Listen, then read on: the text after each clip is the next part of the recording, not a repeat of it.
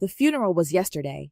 Today, I found the eviction notice on my bedroom door, typed on crisp legal paper, as if they couldn't wait 24 hours after putting my father in the ground before trying to kick me out of my childhood home.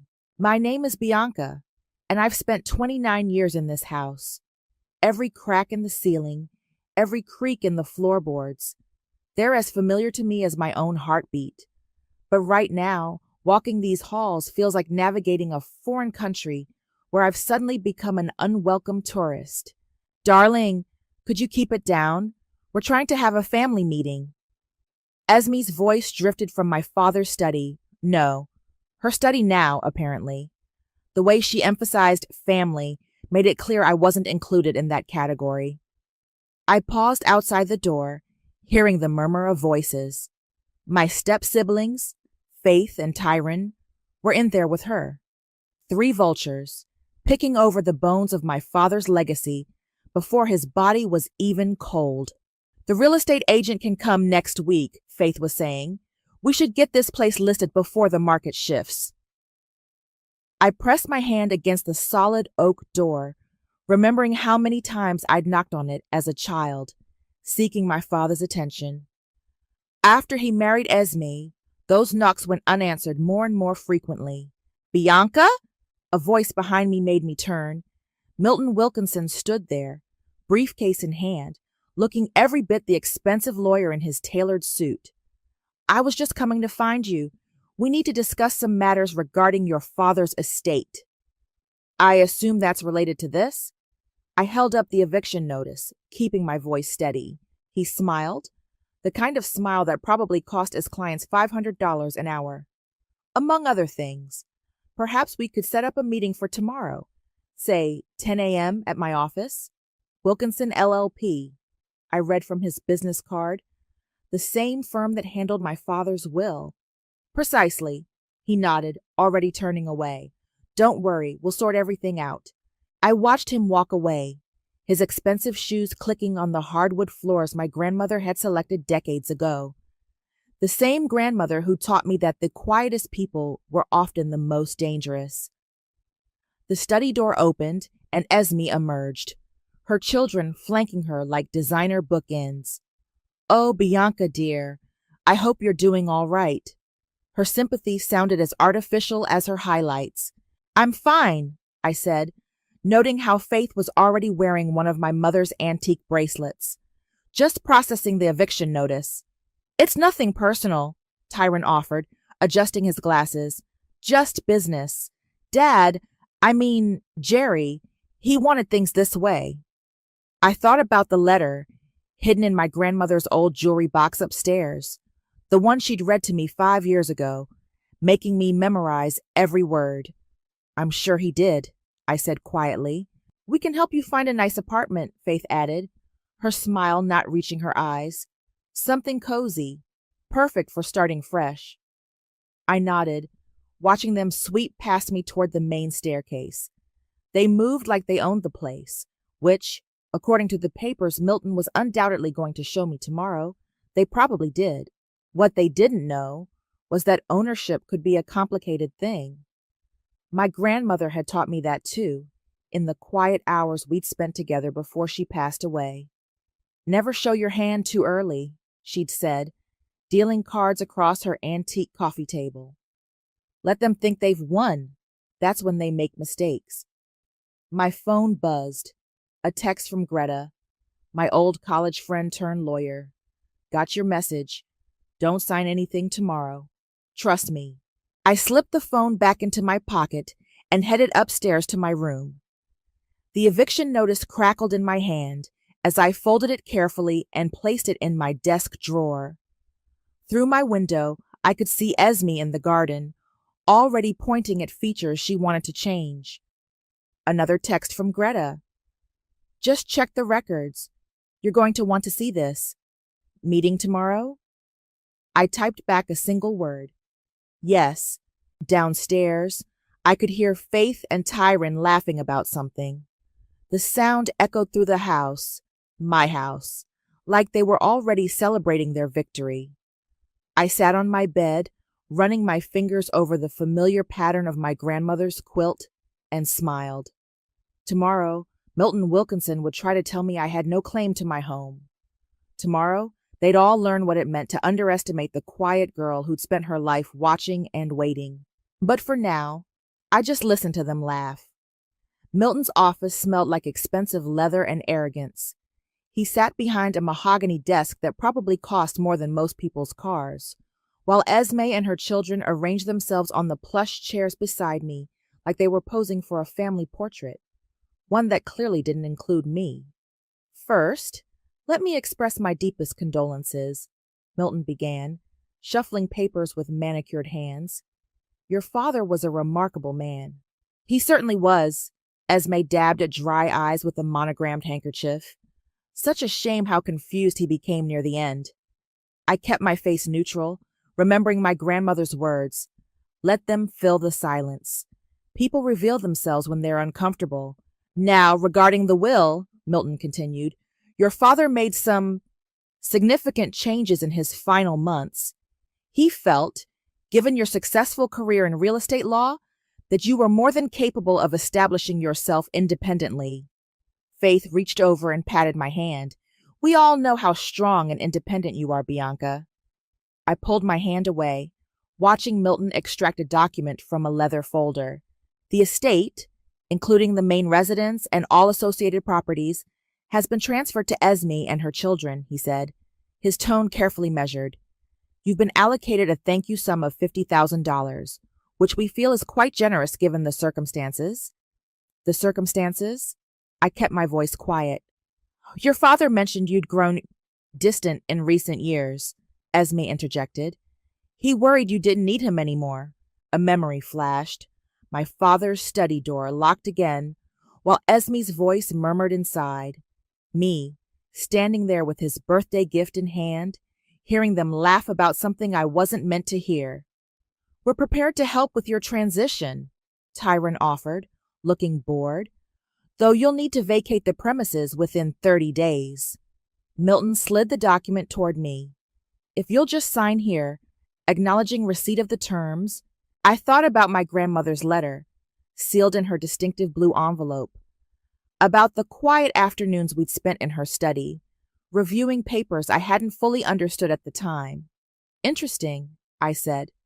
The word hung in the air like smoke. Milton's pen paused mid-tap against his desk. I'm sorry, he said. It's interesting that you're using the Anderson precedent for property transfer without consideration of pre-existing trust structures. The pen stopped tapping entirely. Milton's expression flickered. I don't follow, he said, but his tone had lost its patronizing edge. You will. I stood up, smoothing my skirt. My lawyer will be in touch. Your lawyer? Faith laughed. Bianca, don't be difficult. This is what Dad wanted. Jerry was very clear about his wishes, Esme added, her voice hardening. Don't embarrass yourself with pointless legal challenges. I picked up my bag, feeling the weight of my grandmother's letter inside. You know what my grandmother used to say about wishes?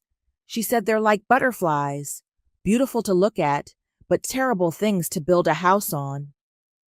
Milton was already reaching for his phone. Perhaps we should discuss this further. No need, I cut him off. Greta Morrison will handle all future communications. Greta Morrison? The color drained from Milton's face. From Morrison and Associates? The same. I headed for the door, then paused. Oh, and Esme, that bracelet Faith's wearing, the sapphire one from the master bedroom. What about it? Esme snapped. It's not part of the estate. It belongs to my grandmother's trust. I'd like it returned by end of day. Faith's hand flew to her wrist. But Dad gave it to me. No, he didn't. Because he couldn't. Check the inventory from 2018. I smiled, channeling my grandmother's quiet steel. And while you're at it, you might want to check a few other things too. I left them sitting there, their perfect family portrait cracking at the edges. In the elevator, my phone buzzed with a text from Greta. Papers filed. You should see Milton's face when he gets the injunction. Another memory surfaced. My grandmother, teaching me chess on rainy afternoons. The best moves, she'd said, are the ones your opponent doesn't see coming until it's too late. I stepped out into the sunshine, hearing Faith's voice rise in panic from the office above. They thought they were dealing with a grieving daughter, too broken to fight back. They thought wrong. My phone buzzed again. Greta, ready to show them what a real estate lawyer can do? I typed back 2 words. Make it hurt. Behind me, Milton's office door slammed open. I heard hurried footsteps, but I didn't turn around. Let them chase. Let them worry. Let them finally understand that the quiet girl they dismissed had learned from the best. The game was just beginning. Your grandmother was a goddamn genius, Greta said, spreading documents across her office desk. Look at this structure. Shell companies, blind trusts, property holdings dating back 15 years. She built you a fortress while they weren't even watching. I picked up a deed from 2008. She knew this day would come. 5 years before your father married Esme, Greta nodded, her red hair catching the afternoon light. Your grandmother started moving assets the moment that woman walked into your lives. The memory hit me like a wave. I was 24, sitting in my grandmother's sunroom. She'd called me over urgently, holding a blue envelope. Listen carefully, sweetheart, she'd said, her voice strong despite her age. I'm going to read you something, and I need you to remember every word. I blinked back to the present as Greta slapped another folder down. They have no idea what's coming. That trust your grandmother set up, it owns controlling interest in 3 of the properties Esme thinks she just inherited. How did Milton miss this? Because your grandmother used Aaron to set it up. You remember Aaron? The financial manager everyone underestimated because he drove that beat-up Toyota? I smiled. Another of my grandmother's lessons: never trust anyone who spends more on their car than their education. Here's where it gets beautiful, Greta continued, pulling out a spreadsheet. The mortgage on Esme's precious vacation home, the one she got in the will, the trust holds the note. We can call it due any time. My phone buzzed. A text from Faith. We need to talk, please. Things are getting out of hand. I showed it to Greta, who snorted. They're starting to sweat. Good. Want to make them sweat more? What did you have in mind? She pulled out another document, this one bearing yesterday's date. Remember that development project Tyron's been bragging about? The one where he's planning to convert those rental properties into luxury Airbnbs? I nodded. Well, those properties? They're zoned residential only. No commercial use allowed. And guess who sits on the zoning board? Aaron, I said, finally understanding why my grandmother had insisted I keep in touch with her old financial manager. Bingo. Greta leaned back, satisfaction written across her face. Your grandmother didn't just leave you money, Bianca. She left you leverage. Another memory surfaced. My grandmother teaching me to play poker, using chocolate chips as betting tokens.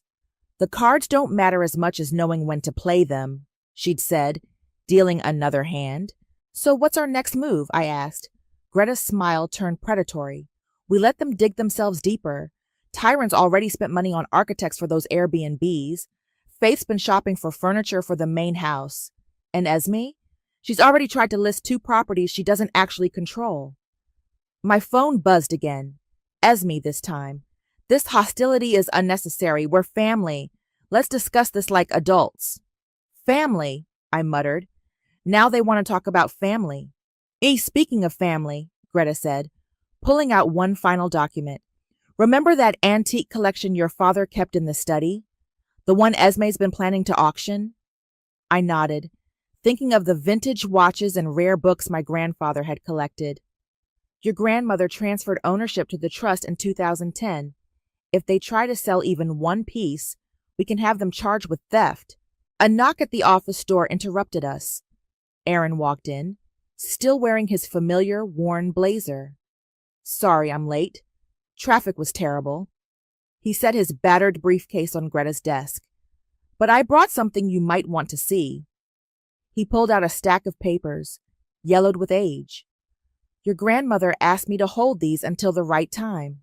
They're the original property deeds, with some interesting notations about maintenance costs and tax obligations. Greta snatched them up, her eyes widening as she read.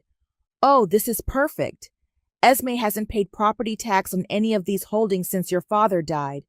She's already in default. My phone buzzed one more time. Tyron, the contractors are here. Please don't do this. I looked at the message, then at the document spread across Greta's desk. My grandmother's careful planning, laid out like a chess game she'd started years ago. What do you want to do? Greta asked, pen poised. I thought about the eviction notice, about Faith wearing my mother's bracelet, about all the locked doors and excluded moments. Send them a dinner invitation, I said. Greta raised an eyebrow. A dinner invitation? Yes, at the house, tomorrow night. I picked up the property tax documents. Let's give them one last chance to be civil, before we show them exactly what my grandmother taught me about family. Aaron smiled, adjusting his worn blazer. Your grandmother would be proud. No, I said, thinking of all her quiet lessons. She'd say I'm just getting started. The locksmith was already working on the front door when I pulled into the driveway. Faith stood nearby, tapping her foot impatiently while Tyron leaned against his BMW, pretending to read something on his phone. Excuse me, I called out, walking up with my coffee in hand. What exactly are you doing? The locksmith glanced between me and Faith, his tools pausing. Ma'am, I was hired to— Change the locks, Faith cut in, as is our right. This is our property now. I took a slow sip of my coffee. Sir, could I see your work order? Don't answer her, Tyron snapped, finally looking up from his phone. We don't need to explain anything. I pulled out my phone, dialed, and put it on speaker. Hi, Officer Roberts. Remember that trespassing situation we discussed? Faith's smug expression faltered. What are you doing? Yes, ma'am, came the officer's voice. Would you like me to send a unit? The locksmith started packing his tools. I don't want any trouble. Neither do I said pleasantly. That's why I'm giving everyone here exactly 2 minutes to leave before Officer Roberts arrives to enforce the standing property order. Property order? Tyron pushed off his car. What property order? A police cruiser turned onto our street, lights flashing. The one my lawyer filed yesterday, I said. The one prohibiting any modifications to the property until ownership is legally settled. Faith's face turned red. This is ridiculous. Dad left us this house. Did he? I watched the cruiser park. Or did Esme convince a sick man to sign papers he didn't understand? Officer Roberts stepped out, adjusting his belt. Everything okay here, Miss Bianca? Just a misunderstanding, I said. These people were leaving. The locksmith was already gone, his truck pulling away. Tyron grabbed Faith's arm. Come on. This isn't worth getting arrested over. This isn't over, Faith hissed as they retreated to Tyron's car. No, I agreed. It's not. I waited until they drove away before turning to Officer Roberts. Thank you for coming so quickly. No problem. Your grandmother was always good to this department. He tipped his hat. We've got patrols watching the property, just like you requested. Later that afternoon, I sat in my favorite cafe downtown, pretending to work on my laptop while Faith and Tyron held court at a nearby table, loud enough for everyone to hear. That hideous study needs to go first, Faith was saying. All those awful old books and that prehistoric furniture. Already got a buyer for the art collection, Tyron added, and wait till you see the plans for the rental properties. High-end vacation rentals. We'll make a fortune. My phone buzzed, Greta sending files. I opened them, scanning quickly as Faith and Tyron continued their performance. Mother's already talking to interior designers, Faith announced. That house needs a complete overhaul. No more of that dated, stuffy. Excuse me. I stood up, walking to their table. Thought you might want to see this. I placed the documents Greta had sent in front of them. Property records, mortgage statements, tax assessments. What is this? Tyron picked up a paper, his face going pale. Proof that your mother defaulted on 3 mortgages the moment she tried to claim them. I pointed to the relevant lines. And since my trust holds the notes. Faith grabbed another document. This can't be legal. Oh, but it is. Your mother's been playing with the borrowed money for years. Did you really think those properties were free and clear? But Dad was sick, I cut her off, and Esme took advantage. Unfortunately for her, my grandmother saw it coming years ago. Tyron's hands were shaking. The development plans, I already paid the architects. Might want to get a refund. I gathered the papers. Those properties aren't zoned for commercial use. Never will be. Faith stood up so fast her chair fell over. You think you're so clever? Mother will what? I asked softly. File for bankruptcy? Because that's coming too. I'm calling in all her debts. Every single one. The cafe had gone silent, everyone pretending not to watch. You can't do this, Tyron whispered. I already have. I turned to leave, then paused. Oh, and Faith? That artwork you're planning to sell? Try it. Art theft is a felony in this state. My phone buzzed again as I walked out. Greta sending a thumbs up emoji. She'd been watching through the cafe window across the street. Another message followed. Esme just called Milton in a panic. Want to guess what she found in her mail today? I smiled, thinking of the property tax notices that had been delivered that morning. How long until she figures out she's broke? Hours? Maybe minutes. Want to twist the knife? I thought about my grandmother's chess lessons, about patience, about waiting for the perfect moment. Not yet, I typed back. First, let's see who shows up for dinner tomorrow night. I set the dining room table exactly as my grandmother had taught me. Fine china, crystal glasses, silver perfectly aligned. The projector screen was discreetly set up at the far end of the room, waiting. They arrived together, Esme, Faith, and Tyron, dressed like they were attending a business meeting rather than a family dinner. Their forced smiles couldn't hide their tension. What a lovely gesture, Esme said, handing her coat to the housekeeper, the same one who'd worked for my grandmother for 20 years. Though I must say, we were surprised by the invitation. Were you? I gestured to their seats. I thought it was time we had a proper conversation about transitions. Faith fingered her water glass nervously, noticeably bare of my mother's bracelet. Bianca, about yesterday. Let's eat first, I interrupted, nodding to the housekeeper. Martha's made Dad's favorite pot roast. The first course arrived in uncomfortable silence. I watched Esme push her food around, noticed how Tyron's hand shook slightly as he reached for his wine. So, Esme finally said, your lawyer has been quite active lately. Has she? I took a sip of wine. I hadn't noticed. This hostility isn't necessary, Tyron cut in. We can work something out. I picked up a remote control. Actually, that's why I invited you here tonight. I wanted to share some family memories. The projector hummed to life, and suddenly the dining room wall filled with home video footage. My father, younger and healthier, playing with me in the garden. Oh, how sweet, Faith said, relief evident in her voice. Is this some kind of... The footage changed. Now it showed my father in his study, looking confused and frail, while Esme spoke to him in a sharp whisper. The timestamp showed 3 months ago. Esme's fork clattered against her plate. Where did you get that? The house has security cameras, I said calmly. Grandmother had them installed years ago. She never trusted you, you see. Another clip began playing. Esme arguing with my father about the will, his face distressed as she waved papers at him. Turn it off, Tyron demanded. Why? We're just getting to the good part. I forwarded to another clip. Faith and Tyron ransacking my mother's jewelry box the day after the funeral. Faith pushed back from the table. This is harassment. No, I said, pressing pause. This is evidence of coercion, of theft, of elder abuse. Would you like to see what else I have? Esme's composed facade cracked. What do you want? I pulled out an envelope and placed it on the table. Inside are default notices for 3 properties you thought you inherited. You have 30 days to vacate. You can't, Tyron started.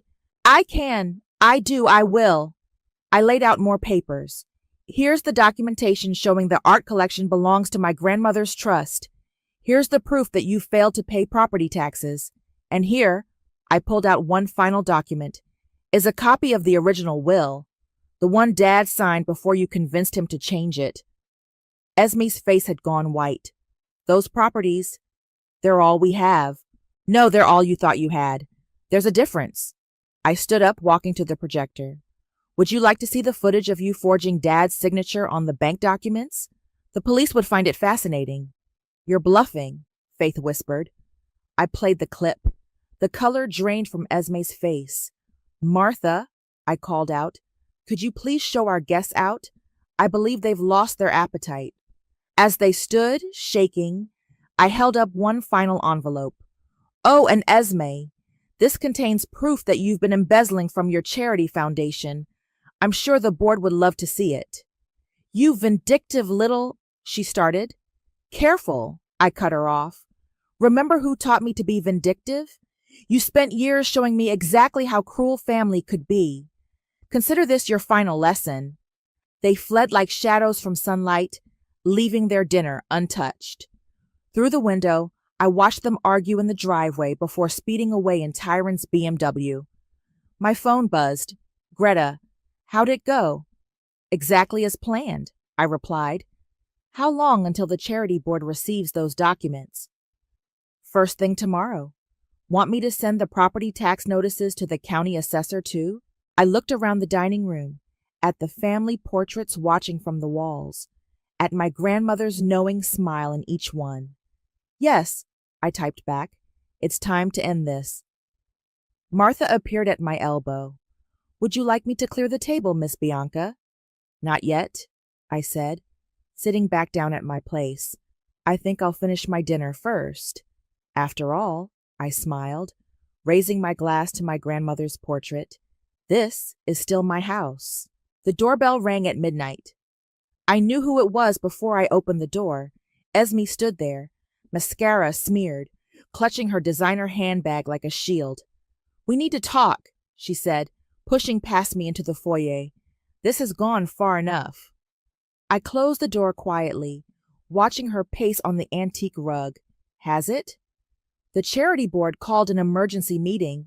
Her voice cracked. They're auditing everything. Everything, Bianca. Isn't that what boards are supposed to do? She whirled to face me. I can offer you money, more than that pitiful sum in the will. Name your price. My price? I leaned against the doorframe. For what exactly? To make this go away. She dug through her bag, pulling out a checkbook. 200,000 right now. I smiled, thinking of my grandmother's voice. Money doesn't buy class, dear. It just rents it. The vacation house, Esme continued desperately. You can have it. Just call off the dogs. The house you mortgaged 3 times over? I shook my head. No thanks. Her phone buzzed. She glanced at it and let out a small sob. The board, they're suspending me pending investigation. Karma's interesting, isn't it? Karma? She laughed hysterically. You engineered this. You and that grandmother of yours. Always plotting.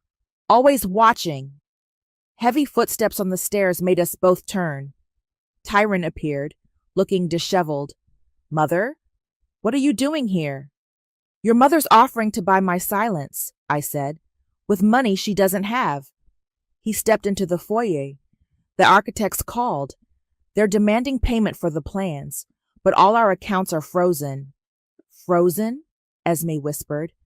Standard procedure in fraud investigations, I explained. The charity board is being thorough. Tyron slumped against the wall. Faith's hysterical. The gallery she hired for the art auction is threatening to sue for breach of contract. That's not my problem, I said. Not your problem? Esme advanced on me. You're destroying our lives.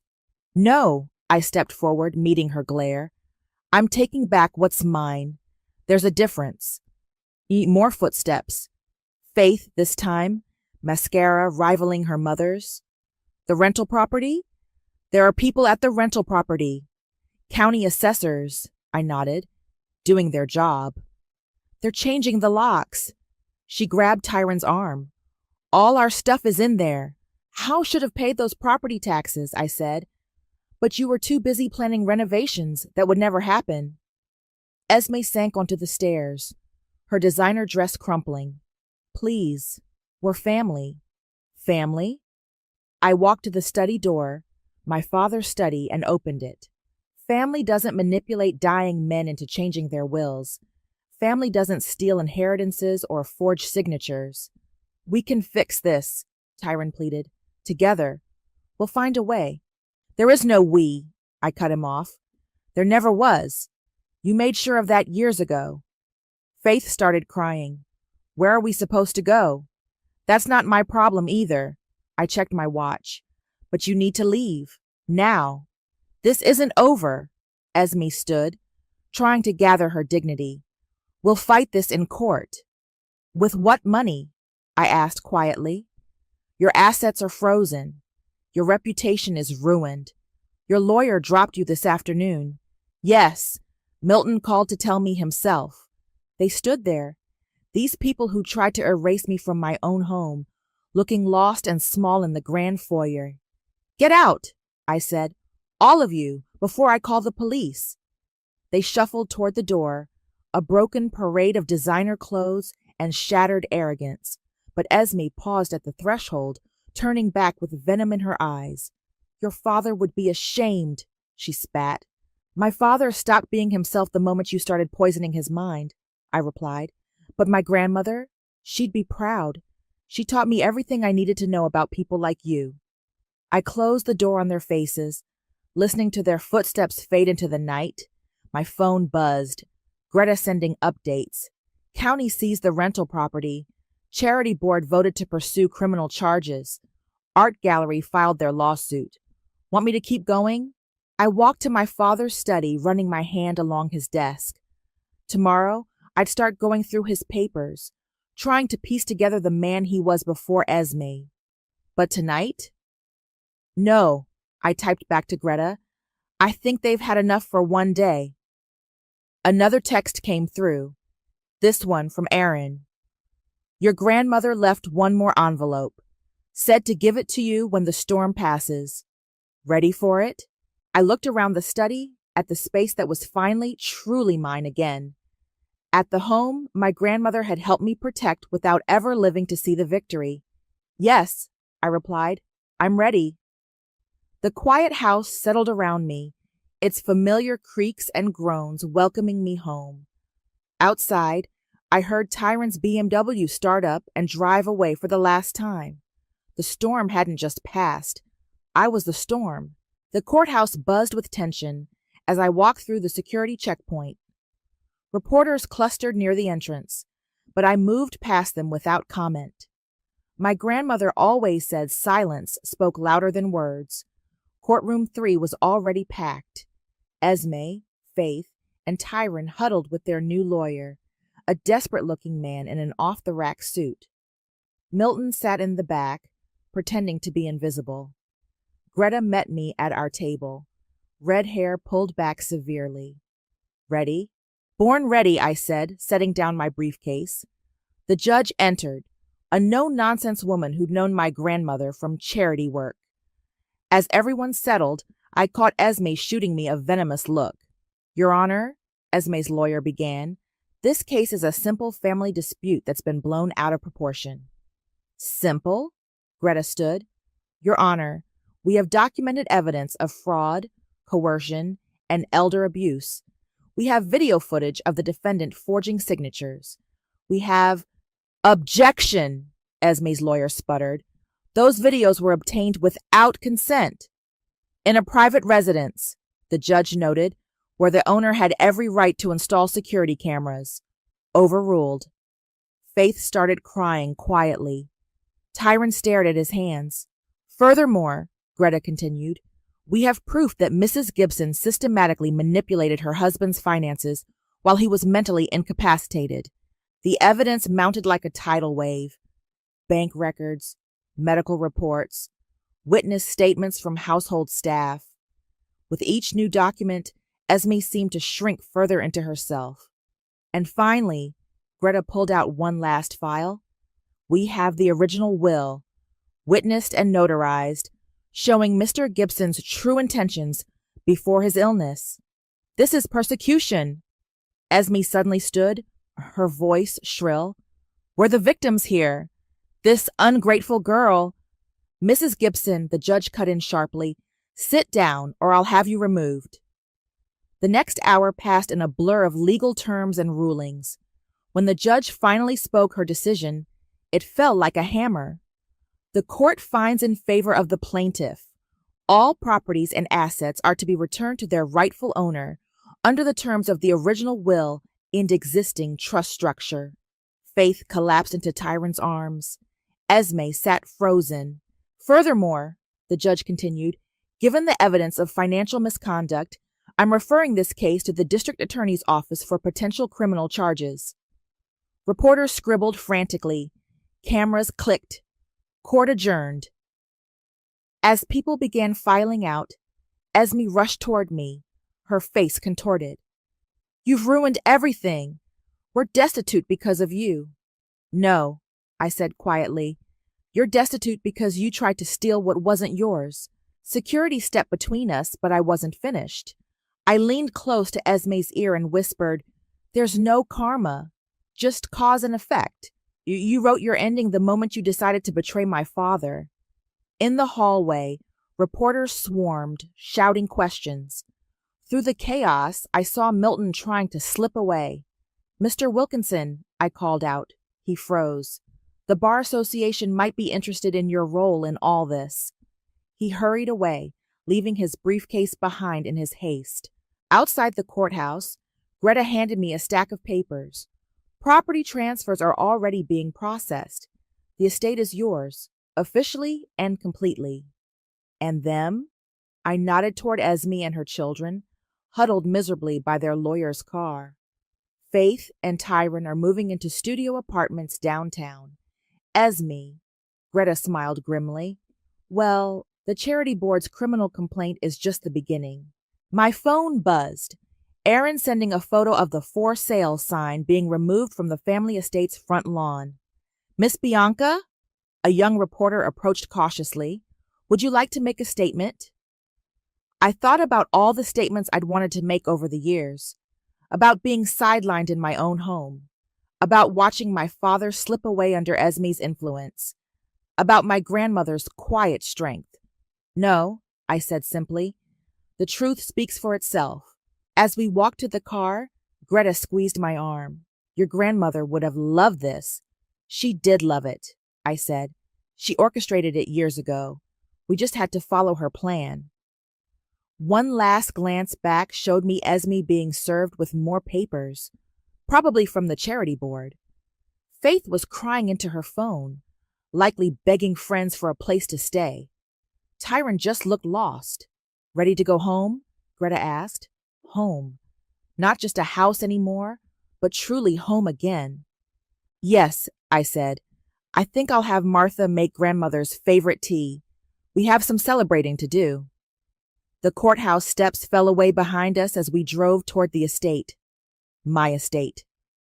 Where quiet strength had finally won over loud greed, just as my grandmother had always promised it would. Martha set the tea tray on my grandmother's favorite side table as I opened the final blue envelope Aaron had delivered. The paper inside was crisp, my grandmother's elegant handwriting as clear as if she'd written it yesterday. My dearest Bianca, I read aloud, if you're reading this, then everything has played out as we planned. A knock at the door interrupted me. Greta entered, carrying a thick manila envelope. You won't believe what just came across my desk. Try me. I gestured for her to sit. Publishing house. They want your story. 6-figure advance. She pulled out a contract. Apparently, Someone leaked the courthouse drama to a literary agent. I set my grandmother's letter aside. Not interested. What? Bianca, this is huge. People love justice stories like this. This was never about publicity, I said, picking up my tea. It was about setting things right. My phone buzzed, a news alert. I opened it to find Esme's face plastered across the local news website. Local charity board chair arrested for embezzlement. Saw that coming, Greta said, helping herself to tea. Faith and Tyron. Faith's working as a receptionist downtown. Tyron's selling insurance in the next state over. I closed the article. They're learning to live without trust funds. And the properties? The rental homes have good tenants who deserve stability. I'm keeping them affordable. I smiled. Grandmother always said real estate should shelter people, not just wealth. Martha appeared at the door. Miss Bianca, Mr. Aaron is here. Aaron walked in, still in his worn blazer, carrying a familiar wooden box. Found this in your grandmother's safety deposit box. Thought you might want it now. Inside the box lay photographs, dozens of them.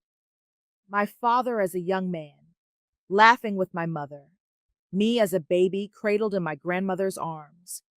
Family moments. Esme had tried to erase, preserved perfectly.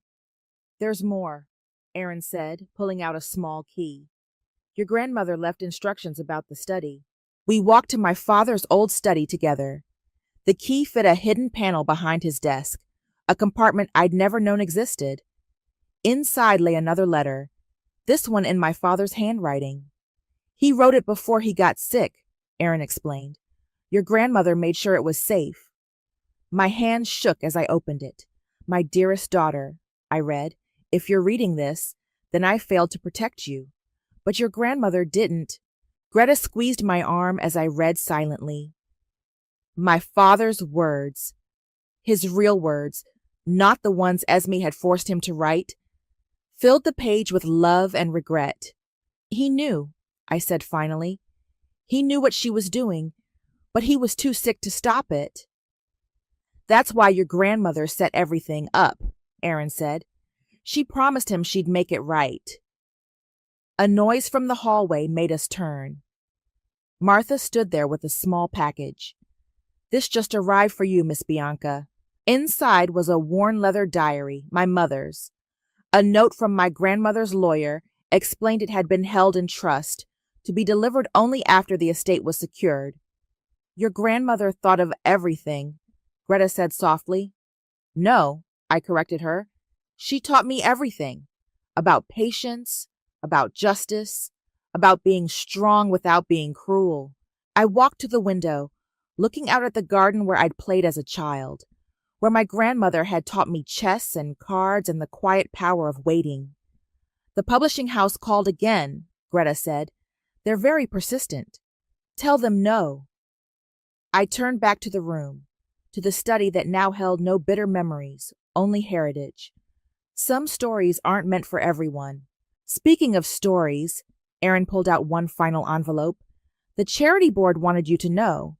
They're renaming the foundation. After your grandmother. I smiled, thinking of Esme's face when she'd hear that news in her jail cell. Miss Bianca? Martha appeared again. Will you be taking dinner in the dining room? Yes, I said. Set 3 places, and use grandmother's china. As Martha left, Greta raised an eyebrow. 3? You 2 are staying, I said. Family dinner. Real family. We settled into the dining room as evening fell, sharing stories about my grandmother, about justice, about quiet victories. The house felt warm, lived in, loved again. They tried to take my home, I said, raising my glass. They ended up giving me their future. To serenity, Aaron said, using my grandmother's name for the first time. To serenity, Greta echoed. I touched my glass to theirs, watching the sunset paint the dining room gold. Outside, the garden my grandmother had planted bloomed bright and strong, just like the legacy she'd left behind, just like me.